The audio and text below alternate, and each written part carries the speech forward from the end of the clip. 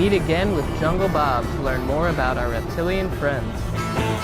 Hey, it's Jungle Bob coming live here at Atlantis Marine World in Riverhead. And we're here today because it's Gator Invasion Week.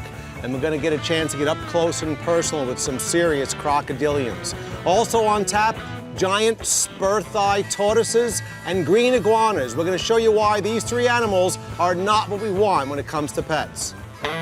Right behind me, we have a reptile that might be common to a lot of the viewers. This is the green iguana, the staple in the pet trade for many, many decades. They sell these animals very inexpensively. They're farmed in Central America in massive quantities. And after 30 years of keeping animals, I know that a green iguana is not the best pet. Reason being, you see this little guy behind me here, he's a juvenile still. They get 6 feet long. Oftentimes people give them a spare bedroom or free reign in the house. Not being paper trained, this is a big mistake because their defecation could harbor bad parasites, salmonella, etc. This is not an animal you want cruising around your house, free roaming. Long, raspy tail that can whip, razor-sharp claws, and unbelievably sharp teeth. It's a plant eater, guys. It can actually grab leaves and rip them off a tree. If it ever got a hold of your skin, God forbid your face, it could do serious damage. The best move is to look at an alternative species of lizard. Green iguanas, unfortunately, are no longer where it's at. Beautiful animal. Let's leave them in Central America where they belong. This is the Sulcata Tortoise. That's its Latin name. They'll ram into you. Yeah.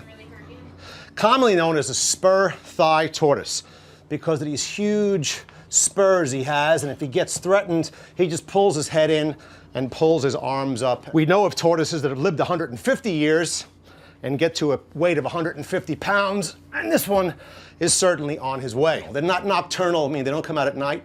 They're not diurnal, they don't come out during the day. They're crepuscular. They come out at dawn and at dusk. The rest of the time, they're under the ground. They dig magnificent burrows with those huge claws you see up front, those huge diggers. Believe it or not, they sell these little babies. No fish tank is going to house him. He's going to get bigger and bigger and bigger. And in 20, 25 years, you're going to have not only an eating machine on your hands, but unfortunately, a defecating machine on your hands. These things poop a lot. They do not make good pets, and I do not recommend hanging on to them. Magnificent creature, the Sulcata tortoise, but not one you want in your living room. We have here a little baby American alligator. This is one of the most successful creatures on the planet, guys, and they're survivors.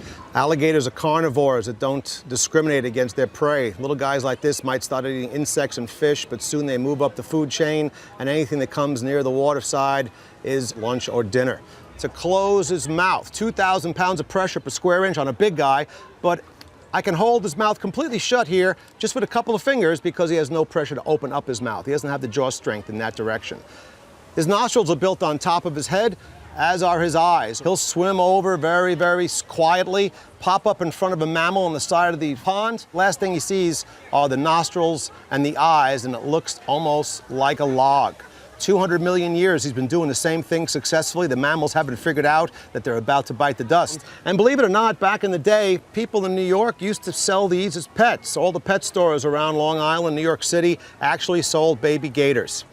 And people quickly tired of feeding these things and watching them grow out of fish tank to fish tank. So what did they do? They let them loose in New York waterways. What happens to a cold-blooded animal when he's loose in the winter in New York? Well, he's not going to make it. But a couple of the unfortunate ones in New York City created an urban legend that I'm here to dispel today. There was a legend of the ones that got unfortunately flushed down the toilet in Manhattan, that they survived in the New York City sewer systems. There's no possible way an alligator could survive without the sunlight, without the warmth. Possibly they'd survive the flush, but they never would have survived to grow into some terribly huge creature. And they're certainly not going to crawl back up the pipe and bite you in the behind, right? That's an urban legend about gators.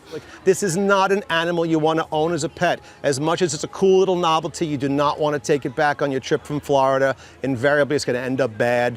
This is a dangerous animal, should be respected, admired from a distance, preferably in the wild. It's Jungle Bob coming at you from Atlantis Marine World. See you next time.